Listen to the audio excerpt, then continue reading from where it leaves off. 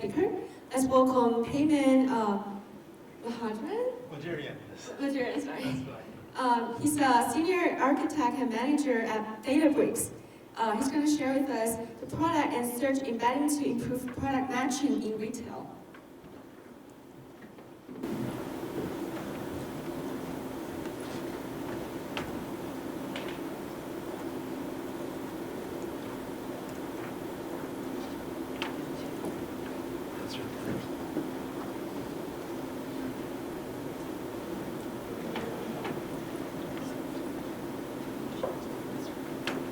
That's fine. That's fine. Great. This me. Hello everyone. This is Peyman, Mohajerian. Go back. I know Peyman was before me, but we're not related. But yeah, I work with Databricks. So Databricks has been in business for about 8-9 years. Some of you may know them. They're basically a platform for data science and machine learning and data analytics in the cloud. And I've been working there for about 6-7 years in the retail side of Databricks, dealing with data science projects. And I have a team of 7-8 people. We all do data science work, again, related to retail business, forecasting, recommenders, and search engines. So one of the projects we're working on right now that came up is related to semantic search. We have some data set from Home Depot, and it was an interesting project. It's related to language models, which is very common now, and chatbots. So I thought I'd talk about that. And then in the process, some of the technology is related to Databricks. So the blog post is not published yet, but this is going to be a blog post, I think, in about a month.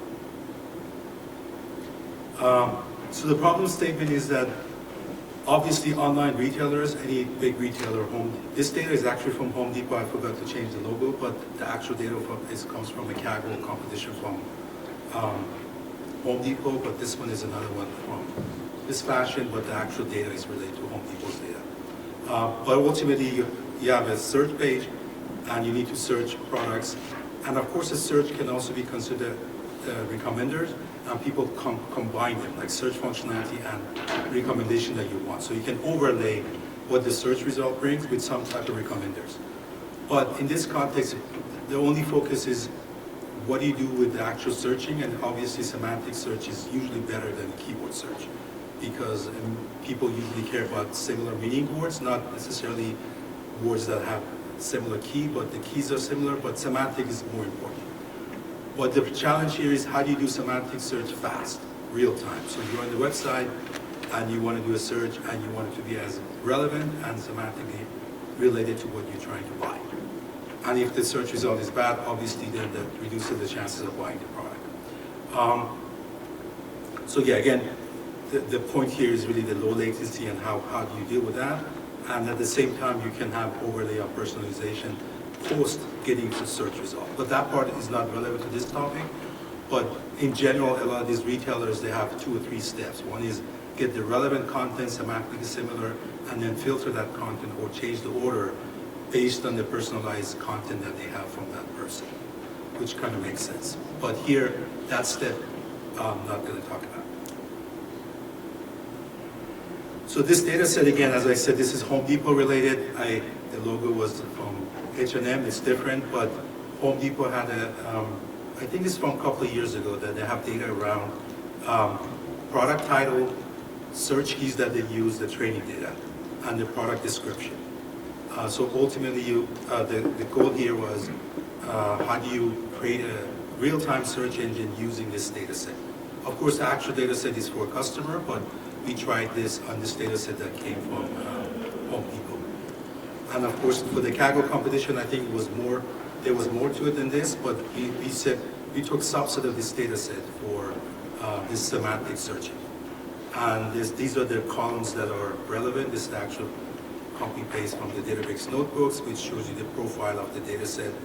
The title, again, the search term, which was 1, 2, 3, the relevance of that search key to the product description.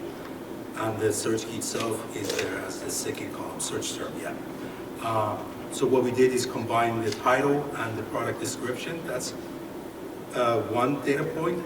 of course, there were, I think, 17,000 records, 74,000 records. And then we combined the title and description and mapped it to the search term. So think about a training data set being a language. I'll get to the details more, but it's a mapping of fine-tuning a language model to map the search terms to the description and the title. So this is the overall architecture. There's a bit more detail I added, but it was too late to add it to the actual content. I'll talk about that part of it. But this architecture actually works whether you're doing text search, image search, or combined. Actually, we have a blog post that's already out. If you say Databricks cooking recipe for the holidays, you would get to that app, and that app is actually based on this architecture. So again, we insert the product description and the search term. That's the input to the model. The model that we use here is called All Mini LM L1 V2. All that is a sentence transformer based on BERT. So BERT is one of the models for encoding, very popular. And you can download this from the Hugging Face. I think OpenAI has it as well. The base of this model, I think, came from Microsoft, but they fine-tuned it for some of the attributes that it has. And I'll talk about that in a bit. And then the encoding, in this case, we're using UDFs, user-defined functions. Obviously, Databricks being a Spark company, I use UDFs to be able to scale this out. So the data set here is small, but let's say you have billions of records and you want to be able to encode it as fast as possible. You could use user-defined functions in Spark, and if there's any questions, I can answer what I mean by that. But as I mentioned initially, the key point here is to make the searching fast. So when you create this embedding, you go from text to vectors. In this case, the dimensions of the vector is 384 numbers. So that's the dimensionality of the vector. And of course, the number of rows is 74,000. So when you come up with 74,000 records, that each one has 384 numbers, that's the vector, the output of the embedding. But now, if you want to search in this embedding, it's going to be slow because you want to do cosine similarity or Euclidean distance between what you have and the search term. Obviously, that search term also has to be embedded, and then you're comparing vectors to see the similarity and the semantic neighborhood, essentially. In order to speed it up, to make it real time or almost real time, you need some type of indexing. And that indexing we use is called, I think it's pronounced FIAS. If you YouTube it, it's actually, people talk about this. I think it's about 2 years old, came from Facebook, and I'll describe more what it is, but essentially it creates an index on top of the vectors, embedding vectors. And then because this is Databricks, we use MLflow, which is, I can talk about what that is. It's really a tool for data governance and also deployment and monitoring ML ops and more. That's open source, but developed by Databricks, and that's what obviously you have to use. And then for the serving, again, we use MLflow, but in this case, real-time serving, which is a feature in Databricks that recently came out. And serverless really means it's in the cloud, so you don't have to worry about the clusters. It's behind the scene, we deploy the nodes, and obviously it's going to be low latency. And then at the bottom I have the orchestration piece. The other part that's here that is not mentioned is actually a feature store. So we have a feature store, so the input product description is in the feature store, and the indexing, the indexing and the embedding is also in the feature store. And when we do the real-time inference, we actually look up into the online feature store. So there's two feature stores we use. One is offline, one is the online. I can describe more what that means. Offline feature store is really an object store that has the feature inputs, whatever you featureize your input. In this case, the embedding is the features and also the index. Because that embedding took about, for this data set, it took about 25 minutes and the indexing about 7 minutes. So you don't want to do that every time somebody's searching. That's not going to be real time. So you have to put that into a database. First into an object store, which is not an offline database, and then when we are done with the actual building the serving layer, that goes to the online feature store, which means the key value database. In this case, we use MySQL, but we could have used DynamoDB, CosmoDB, or some other NoSQL key value lookup to be able to say, for this search key that you provided as the input, you embed it, you index it, and then you do that comparison all by looking up the index on the fly. In this case, actually, the index is in memory, but the description of when you look it up, going back from the embedding to the description of the product, that part will go into the offline database. But definitely what we did here, the index itself from phase, I think is in the memory of the cluster, which of course begs the question of what about if it scales, then you have to either use distributed in-memory database or write it to SSD drives. But I do know that Facebook indexing is only in memory, so, and it has a limit of 30 gigabyte, I think. But from what I read, they can index up to billions of records because they also add compression.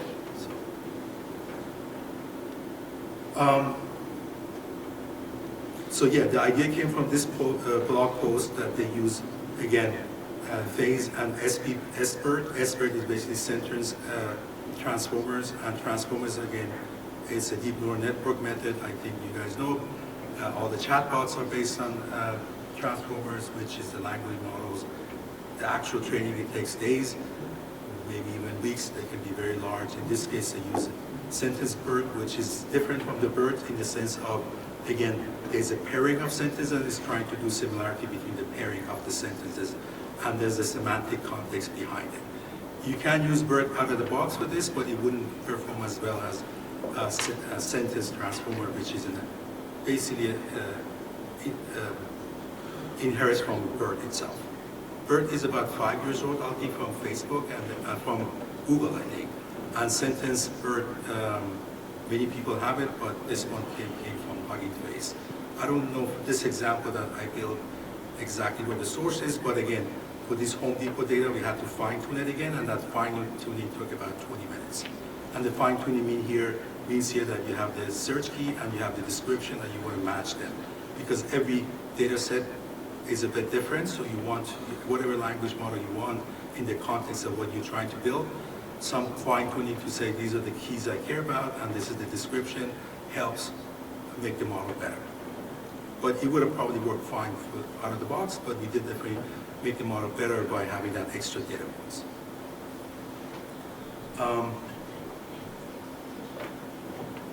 Closer? Okay, sorry. Yeah, so this is a bit more description of the sentence transformers. Again, it's based on the BERT, which is some of the advantages are around low latency and also it's dynamic. The computation of the similarities is faster compared to BERT, and it uses a network, SciMS network, to do the actual training. There's more, of course, there's more content related to sentence transformers in that paper, actually. So I won't go too much into detail of it. We probably won't have time. And this is a bit more detail on Facebook AI. I think this stands for Facebook AI Semantic Search. So again, this is the interesting part of the whole project that we did. It really did help a lot. So it's a low latency way of, if you don't use an indexing, essentially what you have to do is you have this data set, in this case 74,000 of them with the embedding, and you have to basically have vectors of 384 dimensions, and you have to compare all against everybody else. When you get a new search term, then you have to compare that embedding index of that search term against all the other records that you have, and that's going to be super slow. So you do need an index to make that kind of a real-time search, which is similar to like Google search, right? Google does the same thing. They don't compute the distances. They have some kind of an index to the data. Their index is maybe more keyword-based, but they also do semantic as well. Whether they might be used BERT right now, I'm not sure, but this technology is definitely nothing new, and it's been around probably the past 5-6 years. Most search engines use some notion of embedding and indexing. And of course, in the Google case, much larger scales.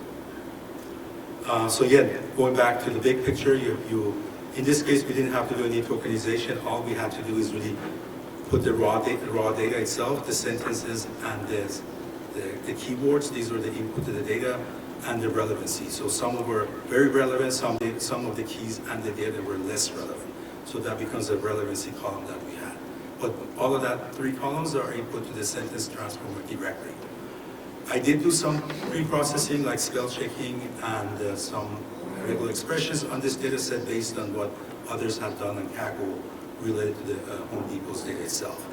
And for that, we also use UDFs, user-defined functions, to run them much faster. Vectorization, I already talked about that. That's BERT that we use here. You could use GPT-2, you could use the latest chatbot AI. Obviously, all of these are language models, and they can be used in many different contexts. But here, again, sentence transformer is an extension of BERT, and that does that pairing of the keyword and the description. And the indexing I already covered. MLflow is used across the board here, both for loading up the original model comes from the Hugging Face API. You just put the name, you import the sentence transformer, and then you put the name of the transformer you want to use. But once I did train it for about 20 minutes using GPU, without GPU would have been about 5 hours probably. And then I did store that data in the model itself in MLflow. And of course, at the very end, when it came to serving the model, that also I load up the model from MLflow itself. So MLflow makes it easier to serialize the data, the model itself, and also when it comes to online serving, then you can look up the model, load it up into memory, and use it. So it's less boilerplate coding for you. This again goes into the steps. You train the data, you use the language model, and then you index it. And then as your data set changes, I think, yeah, you get new data set coming in, and you have to update your model itself. And this whole closed loop uses Delta Lake. This is basically an object store for the offline feature store. And as you get more data set coming weekly, daily, whatever it is, then you could retrain your model. In this case, if you have GPUs, it would probably take about, the whole end-to-end would have taken about 40 minutes. And you improve, you fine-tune your model. Probably for this context, would it make sense to do it weekly? Probably once every quarter or even longer, because here is really depends on your products. If you have more products, obviously you want to index them and add them to the list. And the product list for Home Depot doesn't change on a weekly basis, probably. Sometimes they may. And yeah, these are the technologies we use. As I mentioned, Delta Lake is really an object store, data format, Parquet, maybe you guys have heard of it, but that's how when we read the CSV files, we convert them to a Delta object files. These are indexable, well, compressed files, you store them in a S3 or ADLS in the case of Azure, in the case of Google storage. So the raw data is really converted to these file formats, and then from there we push it to the feature store, which gives you, we have a product ID, so it gives you an index to that data, and then from an offline feature store to an online feature store, in this case was a MySQL database. MLflow I talked about already. We have a cluster, and in the case of, in this example, we use GPU obviously for the fine-tuning, but for the serving, we are limited to CPUs right now, but in the future, we will have GPUs for online, for real-time serving as well. And then when we talk about phase, the training on phase will be much faster with GPU, but because we don't have GPU yet, I had to use the CPU version of phase for indexing, which took a bit longer.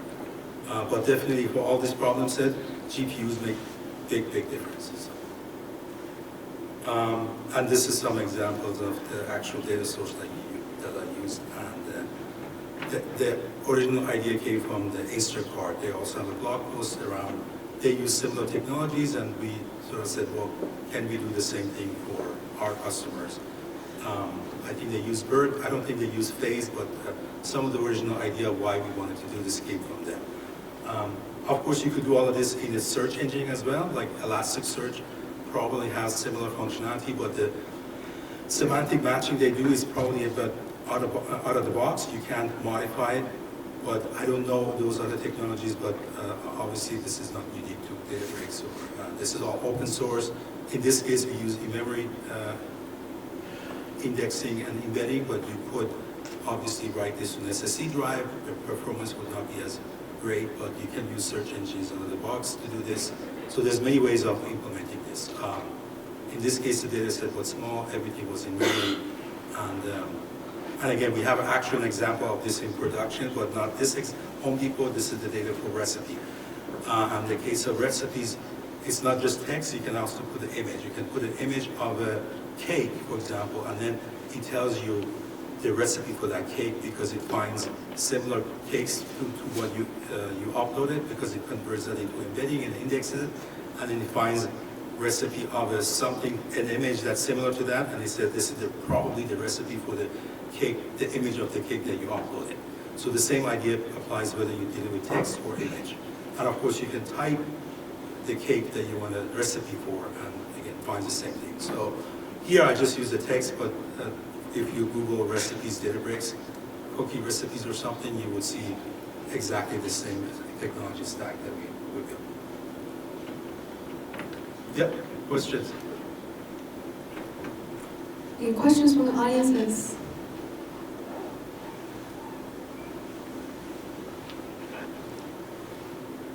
Exactly on time. If there's no more questions, then well, thank you, Sure. Peyman, for your great sharing on industry updates on product semantic search. We learned a lot. Thank you very much.